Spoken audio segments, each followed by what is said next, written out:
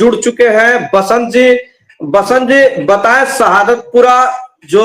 Red light area था उसमें क्या क्या कुछ करना पड़ा और किस तरह का आंदोलन रहा?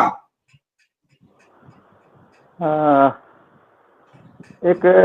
बहुत लंबे आंदोलन के बाद ये थी कि ये पूरा मोहल्ला खासतौर से गरीबों मजदूरों का मोहल्ला था, जिसमें शराब के वजह से काफी प्रभाव पड़ रहा था और लगातार वहाँ के नौजवान और अन्य तरह के मजदूर भी शराब के नशे में चले जा रहे थे और मौत के गले लगा रहे थे। खासतौर से बहुत ही कम उम्र में भी लोग वहाँ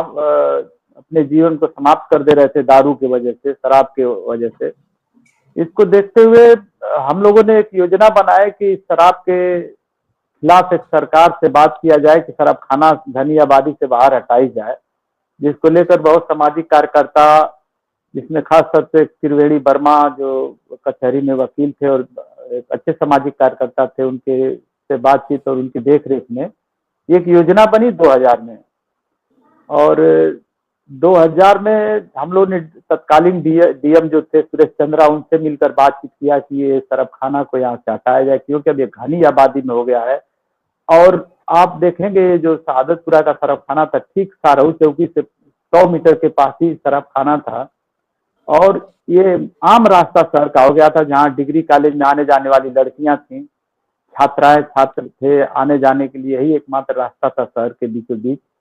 और इस शराब खाने की वजह से कोई लड़की या छोटे लड़के इस रास्ते से आना जाना पसंद नहीं करते थे। और बहुत ही अपमानजनक एक जो बात थी जो यहाँ पे हम लोग फेस कर रहे थे, जो शहादतपुरा के रहने वाले थे, क्योंकि ये मजदूरों का इलाका है। शहादतपुरा मुंशीपुरा राजभर बाउल मोहल्ला है। तो हम लोग पढ़े लिखे थे, हम इलाहाबाद यूनिवर्सिटी से पढ़ के आए थे, लेकिन हम जब शहर से बाहर कहीं जाते थे, मैं एक जिले का अच्छा खिलाड़ी भी था क्रिकेट का, तो हम लोग कहीं बाहर जाते थे क्रिकेट खेलने या किसी काम से, तो हम लोग का जब पता पूछा जाता था कि आप का घर कहाँ है, तो समझिए इतनी अपमानित महसूस होता था उस समय अपने घर का पता बताने में कि हम उस अनुभव को आपसे बता